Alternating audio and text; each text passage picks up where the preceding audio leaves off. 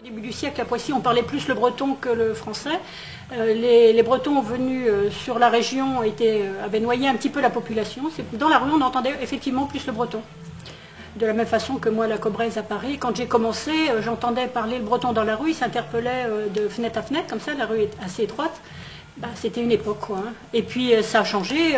Donc à cette époque-là, les gens étaient de 3 communes des Monts d'Arrée, Saint-Hernin, Mautrey-Pezette, tout simplement parce que quelqu'un a commencé à monter une affaire sur le secteur, sur Poissy.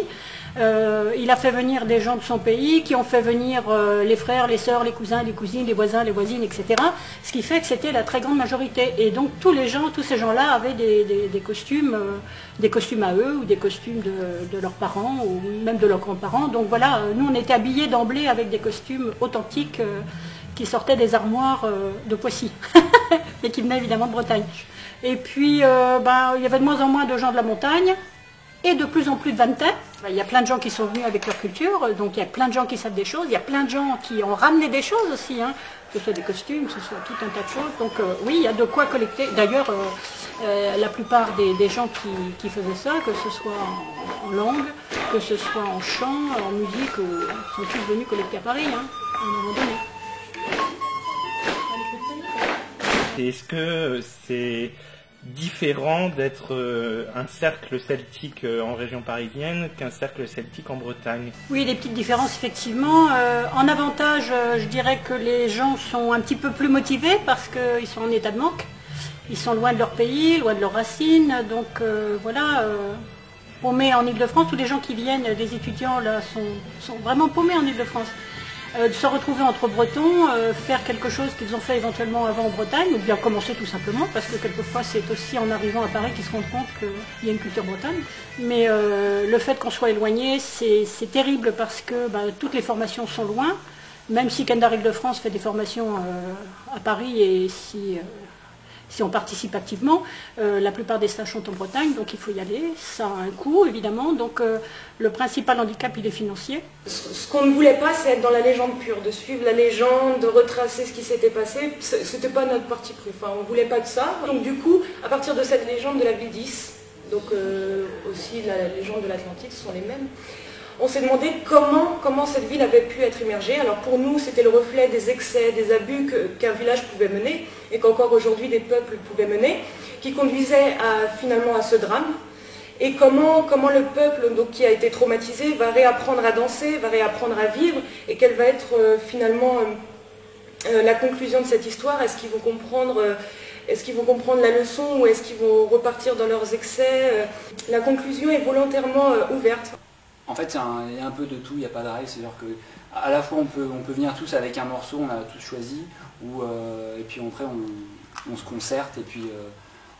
Ouais, ça c'est la version, effectivement la version sage. En fait, chacun vient avec un morceau, ou un truc à boire, et plus il y a de trucs à boire, plus il y a de morceaux. Ouais, je veux dire que c'est un peu faux, ouais. Parce qu'il y a quand même, on est quand même là pour arranger, enfin je suis plutôt l'arrangeur des morceaux, donc pour harmoniser le tout. L'exemple dans ce qu'on fait là, donc il y a des mouvements, donc on essaye de mettre des pêches, des rythmes spécifiques par rapport au mouvement, donc pour que ça aille en communion avec la chorégraphie. Mais le but vraiment, c'est de toujours garder la base traditionnelle et après apporter des éléments entre guillemets modernes pour changer l'atmosphère, mais la base elle reste toujours traditionnelle.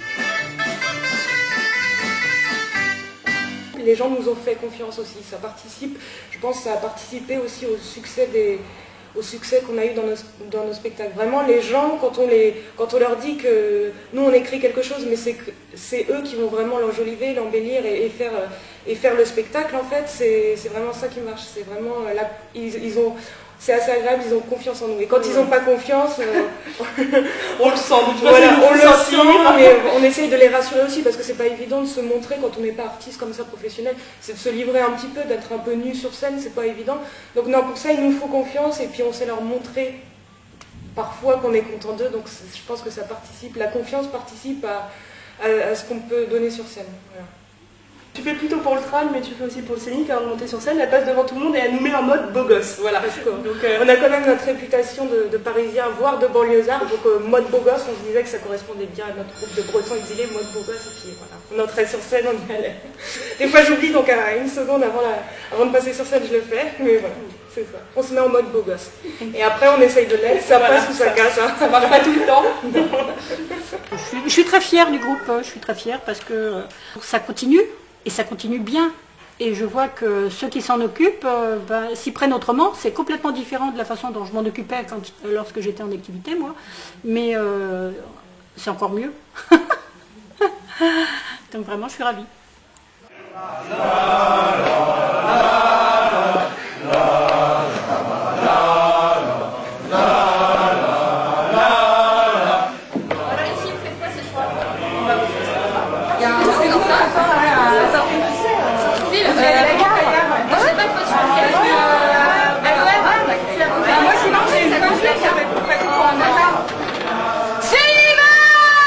Bon, qu'est-ce qu'il y a encore, Madec, là?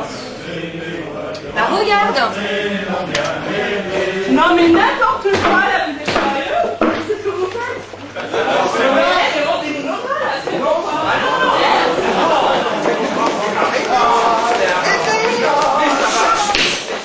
Bon allez les filles, on y va. Je connais un avoir mieux fréquenté à Quimper. Si on y va maintenant, on y sera dans une semaine. Allez, ouais.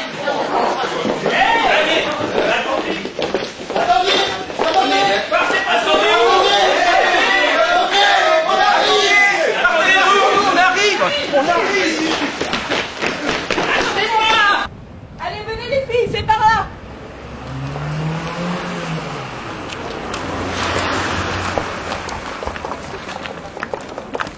Attendez-nous! Attendez-nous! Attendez-nous quand même! Attendez-nous! Attendez-nous! Attendez-nous!